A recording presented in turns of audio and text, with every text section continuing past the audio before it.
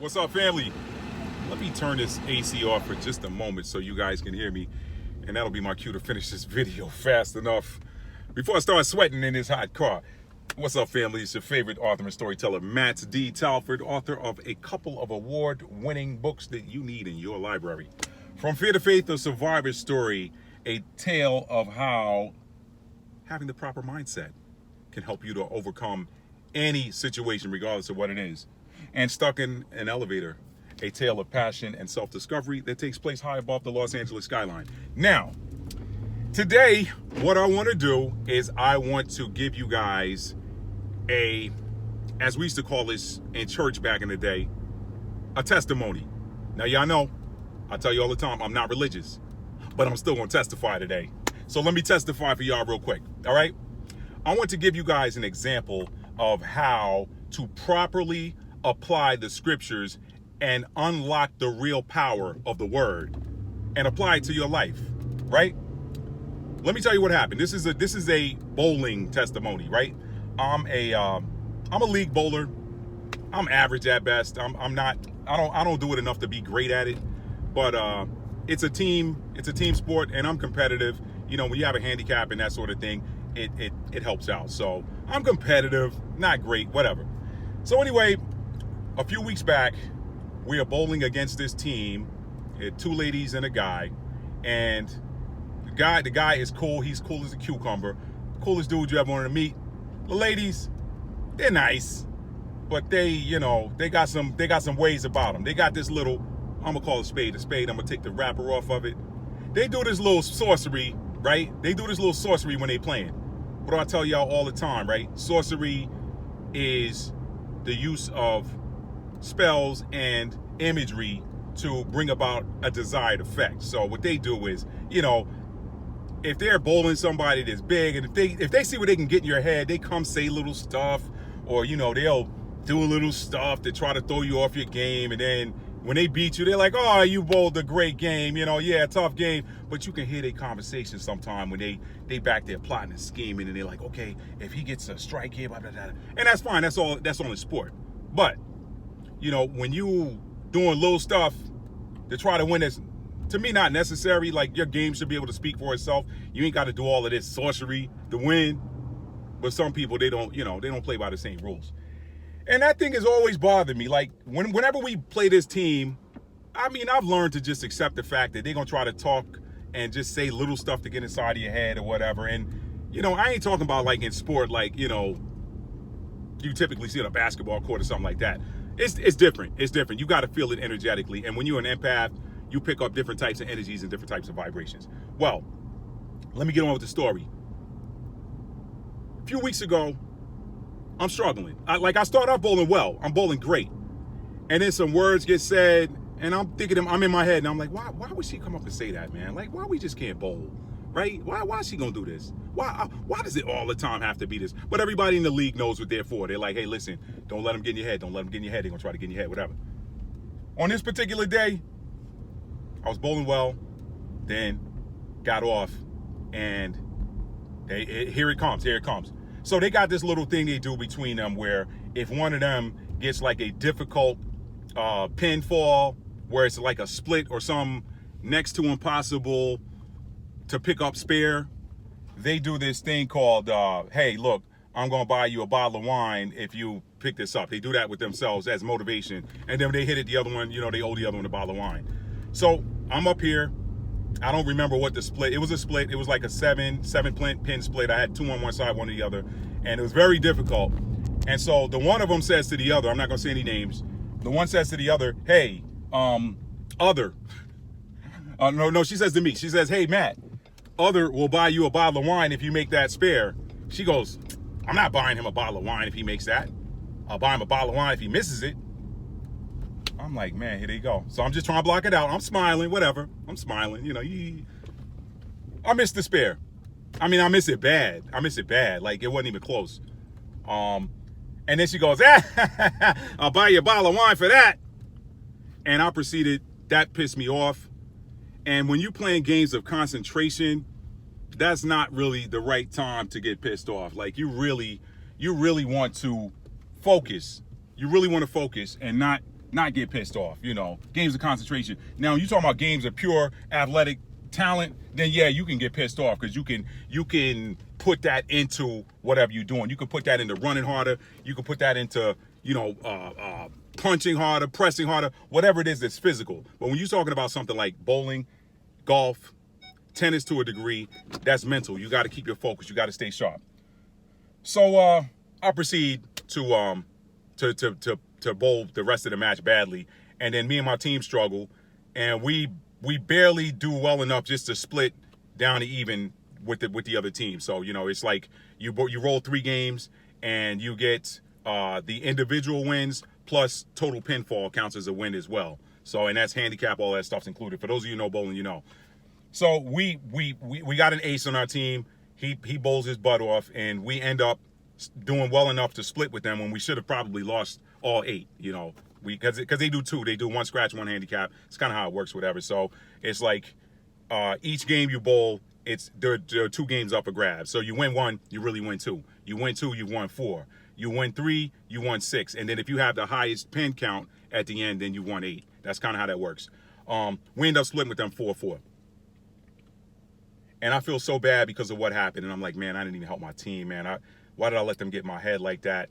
And so I say to myself, you know what? Let me quote a passage of scripture for y'all. Pray in secret, and the Father will reward you openly. That loss bothered me. That loss bothered me because of those words. It was like, hey, I'll give you a bottle of wine if you miss it, and then laughing, ha ha ha, I'll give you a bottle of wine for that. I'm like, I don't want your bottle of wine. We good. Never forgot it. So pray in secret, and the Father will reward you openly. What I did was I went in my prayer closet, and I said, Father, if you can find it in your will, Lord. No, just kidding. But I'm like, Lord, if you could just give us one more opportunity to bowl against this team before the end of the season. I thought that was the end. Like, I thought we weren't going to get to bowl them anymore. But as it turned out, the final week is like a position round where 1 and 2 bowl against each other, 3 and 4 bowl against each other, 5 and 6 bowl against each other, so on and so forth. We end up one position behind or ahead of them. I don't remember how I went in the standings, but we ended up bowling them, and I didn't even know it. So, like, wifey tells me, she goes, y'all bowling this week, right? She tells me this on Monday. I'm like, no. She's like, oh, y'all bowling that team. The team with the 2 talkers on it. The team with the 2 sorceresses, right? And I'm like, oh man, thank you. I'm like, thank you, Lord, you answer prayers.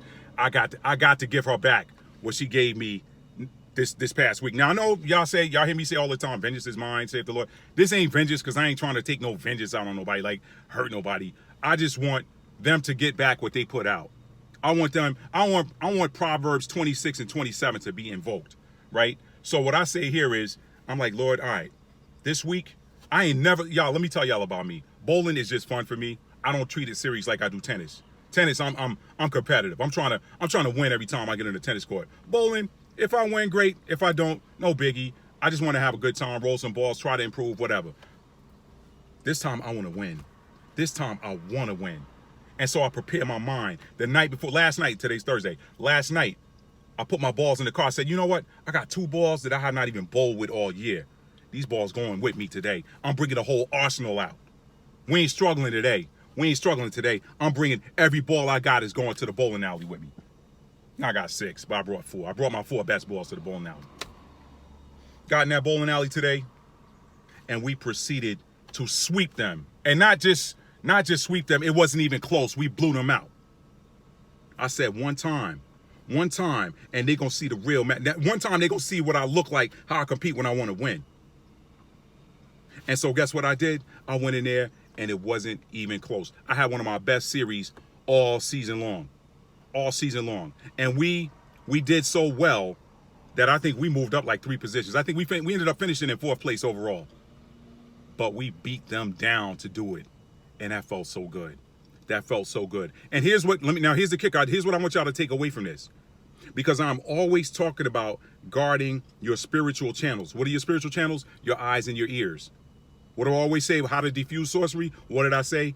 Spells are words, and illusions are what's the word I use? Sorcery is a combination of spells and illusions. Illusions are things that you see that are not real, and spells are words that you hear that are not necessarily true. So they did what they do this week. They did what they do this week. But the difference was when they tried to come and talk to me and come, hey, Matt, that. I said, that, and turn my back on them. Every time they walk near me, I turn my back on them. I ain't give no dap this week. Usually, when you're playing an opponent, it's all in fun when you're playing league. So the other team member, they get a strike, whatever. They pick up a spare. You dap them up, whatever. You keep it moving because it's all in fun. I'm like, y'all not touching me. Y'all not getting none of my energy. I didn't dap nobody. I ain't give you no pound, nothing. Whatever, no good shot, nothing. And I'm looking at my man who bowls with them, and I'm like, yo, man, I'm sorry. You got to get this with them. I'm sorry you got to get this with them, but you on a team with them. And your girl there, she said some stuff to me that I did not forget. And y'all know that about Capricorn. Y'all know Capricorn. Capricorns, we don't forget extremes. We don't forget extremes of pleasure. We do not forget extremes of pain. We don't forget. All right? So I remember that. And I took that in that match with me today. And so protect your spiritual channels.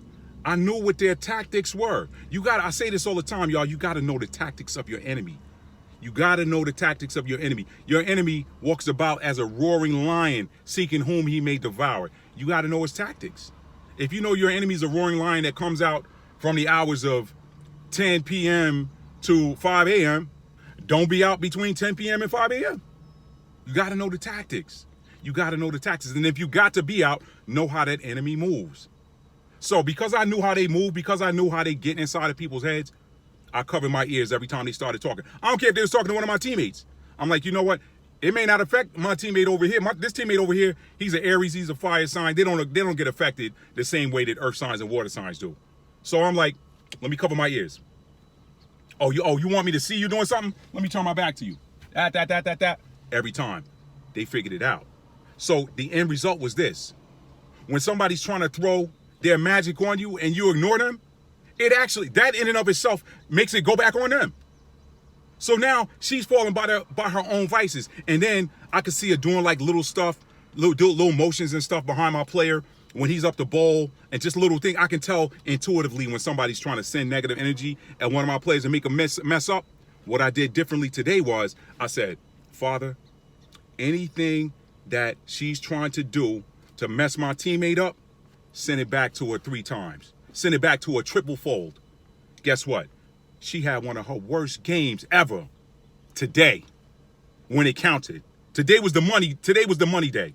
Wherever you ended up, that's how your money was going to come back to you.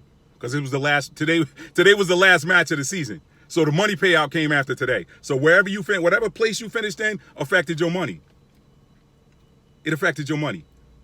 So that is how I use the word. Proverbs 26 and 27, I invoked it. By me saying, Father, anything that she's trying to do negatively to impact my teammates, let her get it back triple fold, give it back to her triple fold, turn it on her head. That prayer was answered immediately. I'm here to tell y'all, this age that we in right now, we flipping. We flipping from the age of Pisces to the age of Aquarius. So because this is a new age and the dawn of a new cosmic year, karma from the old age ain't coming over into the new age. So as we transition, we ain't all the way out of the age of Pisces, okay? We're in that gray zone. We're on that cusp. We're in the middle of that transit. We're not completely in the age of Aquarius. So any karma, anything that you do right now that gets a payout, whether it's a positive or a negative, you're going to get it back in rapid form. It ain't passing off to the quote unquote next lifetime. You're getting it back now. So because I understand that, you got to understand how to harness the power of these scriptures and make these scriptures work for you. Your enemies know. Your enemies know the scriptures. You got to know the word and make it work for you. Proverbs 26 and 27. Invoke it. Invoke it. He who diggeth the pit shall fall therein. And he whoso rolleth the stone, it shall return upon him. I said, Father, in accordance with your word, Proverbs 26 and 27. Anything this person is doing negative to try to negatively, energetically impact somebody on my team, let them get it back triple fold. She had one of her worst games ever. Her partner who I bowl against, position-wise, 1, 2, and 3, her partner who I bowl against, she normally takes me.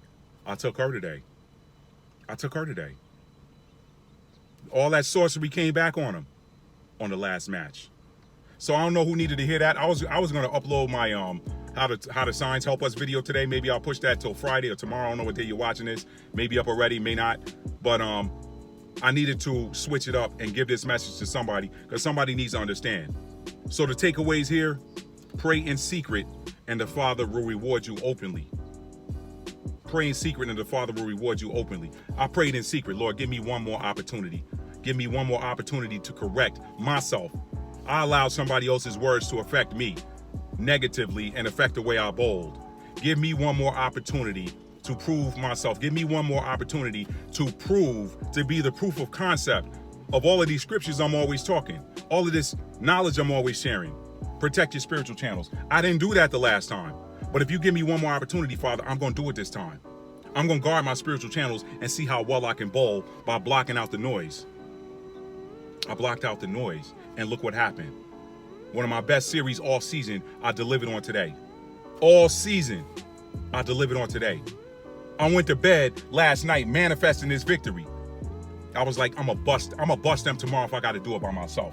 Cap energy. If I got to do it by myself. We gonna win all 8 tomorrow. We taking all 8. I ain't giving them nothing. They ain't getting no crumbs. The closest they got was winning the first game, and they lost it by 1 pin. After that, we blew them out double-digit pin count. It wasn't even close. Wasn't even close. We beat them total combined pins by nearly 200 pins. We nearly beat them across 3 games, total combined pins. We nearly beat them by 200 pins. That's how bad it was. So that is the power of you taking these scriptures and using them righteously. The Bible is not a religious book. It is a spiritual book. The word is powerful. The scripture says the word is sharper. The word of God is sharper than any two-edged sword. Learn that the Bible is not a religious book. It is a spiritual book. It is very powerful when you understand what you are looking at and you righteously employ it. I wanted one more opportunity to prove myself, to see how I could perform by guarding my spiritual channels. And I proceeded to do that. I didn't care how crazy I looked. They were like, this guy must look like a little kid up here covering his ears talking about blah, blah, blah, blah, blah. I'm not letting your words go into my ears. Every time I've let your words go into my ears, it has caused an internal struggle for me to try to get them out. So this time I'm not even entertaining them. I'm not going to let the image of you doing whatever you do and me trying to figure out what it is you're doing with these different gestures you're doing. I'm not going to see it. I don't care. I went within. All I saw was what I wanted to see happen on that bowling alley. I visualized a strike and go bowl a strike. And if the pins didn't fall right and I didn't get the strike, I got 1 or 2 pins left, I visualized a spare and picked up that spare. I didn't see what you were doing. I don't hear what you're doing. All I hear is my own voice speaking to me. All right, Matt, go put this ball down in this mark right here. Put this much velocity on it, this much spin on it. Boom, you're going to go down. You're going to hit both of them pins. I block those voices out and listen to my own. I don't know who needs to hear that, all right? So I'm going to end this video, y'all. I'm a little bit hyped right now because we won big. We won big. But I'm excited, more so than for the win.